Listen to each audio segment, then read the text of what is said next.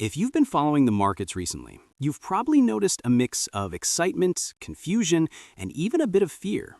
Some people say now is the best moment in years to invest. Others insist the market is overpriced, risky, or heading toward a correction. So what's really going on? In this video, we're going to break down the data, the history, and the patterns to understand whether this is truly a good time to invest, or whether you should wait. And don't worry, I'll keep everything simple, clear, and friendly, like we're just chatting over coffee.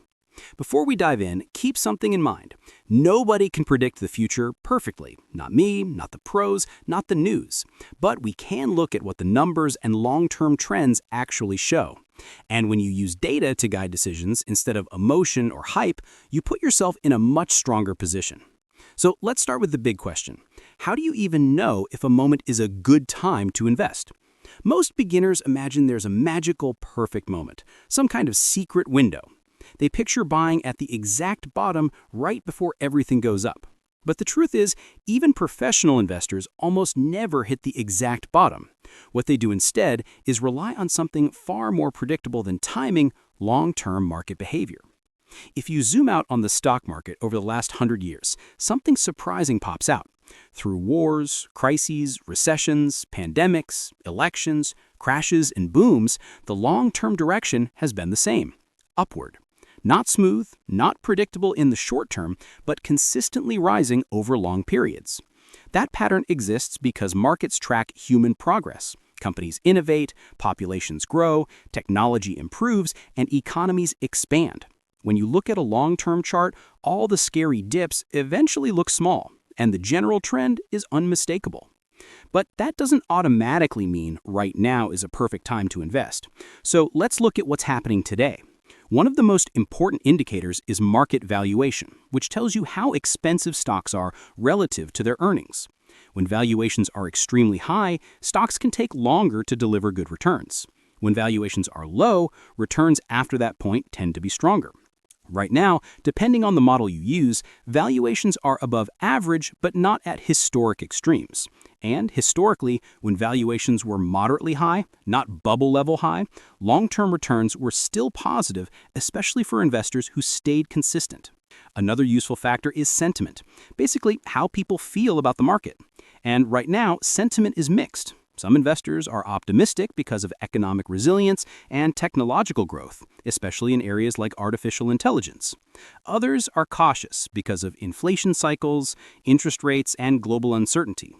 Believe it or not, mixed sentiment is actually healthier than extreme optimism. When everybody is overly confident, markets tend to get overpriced. But when the mood is balanced, opportunities tend to be more reasonable. Now let's talk about something crucial, market dips. You've probably heard the phrase, buy the dip, and while it gets overused online, it's based on something real. Historically, after market downturns, whether mild or severe, future returns tend to be higher over the following years. The reason is simple. You're buying assets at a discount. Even if the price dips further, the long-term recovery usually makes up for it. But here's an interesting twist. Even though buying during dips is powerful, most long-term returns don't actually depend on finding the perfect dip. They come from something called consistency. Investors who invest a fixed amount every month, regardless if markets are up or down, tend to outperform people who try to time the market. And that's because timing requires perfection.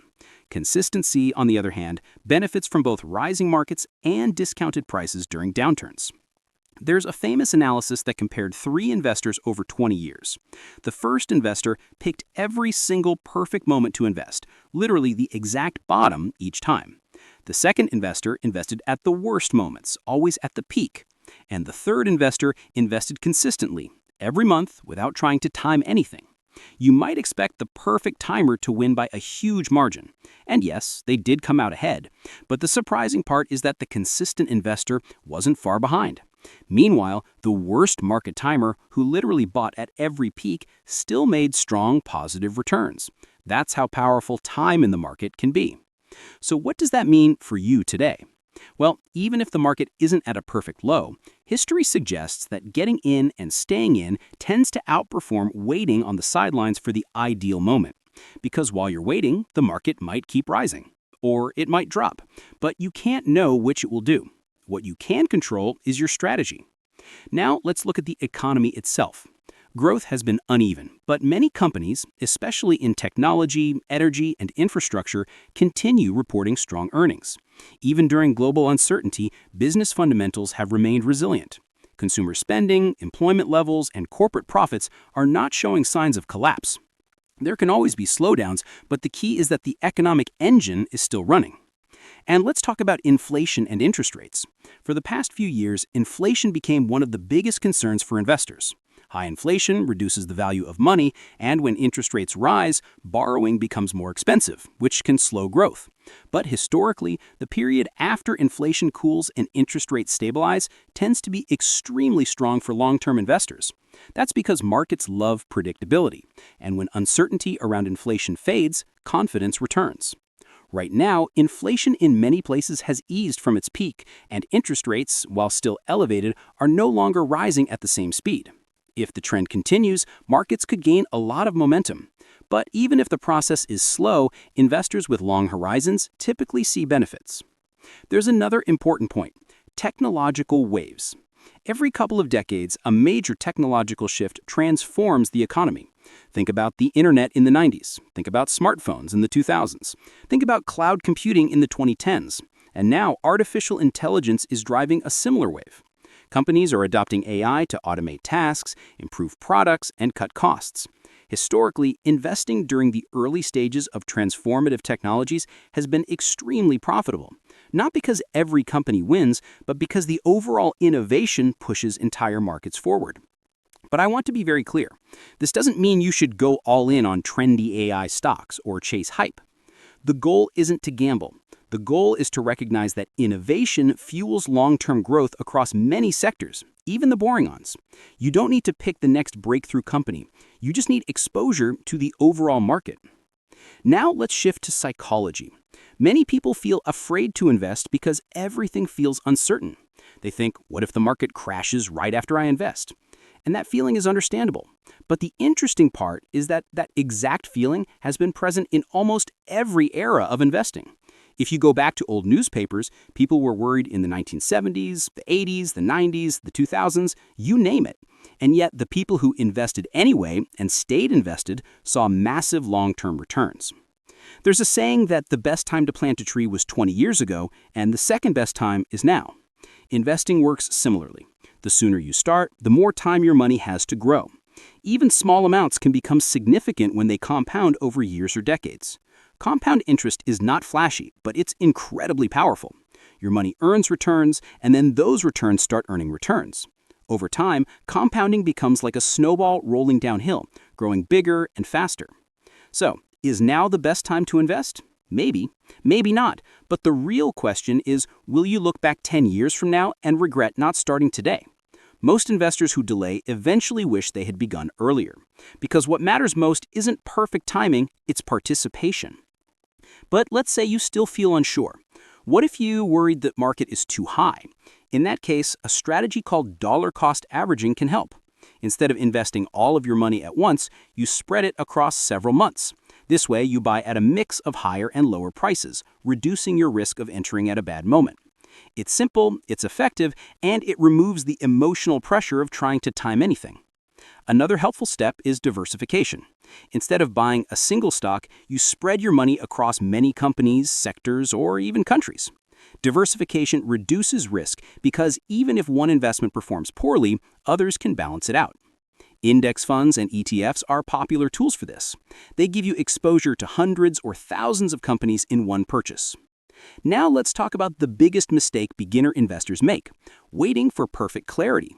They wait for the economy to stabilize, they wait for markets to calm down, they wait for interest rates to drop, they wait for the next big opportunity, and while they wait, time passes. Markets move. Opportunities are missed. The problem is that clarity usually only appears after the opportunity has already passed. Think about it this way. When markets look scary, prices are often discounted. When markets look safe, prices are usually high. So if you wait for everything to look perfect, you often end up buying at the most expensive moments. That's why investors who act when things feel uncomfortable often end up doing better. I'm not saying you should be reckless. I'm saying you should be strategic. Using data, long-term patterns, consistent investing, and diversification puts you in a strong position without needing predictions. So, after looking at valuations, sentiment, economic trends, inflation cycles, technological growth, and long-term behavior, what does the evidence suggest? It suggests that while the market isn't at a historic low, the environment is healthy enough for long-term investing. And the longer your time horizon, the less the starting point matters. If you invest for 1 year, luck plays a huge role. If you invest for 5 years, the odds improve. If you invest for 10 years or more, historically, the chances of losing money drop dramatically. That's why the question, is now the best time, is less important than how long will I stay invested. At the end of the day, the most successful investors aren't the ones who find perfect moments. They're the ones who stay consistent, think long-term, and use data instead of emotions. So whether the market goes up next month or down next month, what truly matters is how you position yourself for the next decade. And if you've been waiting for a sign or permission or the right moment, here's the truth. The right moment is the one when you finally decide to start. Your future self will thank you.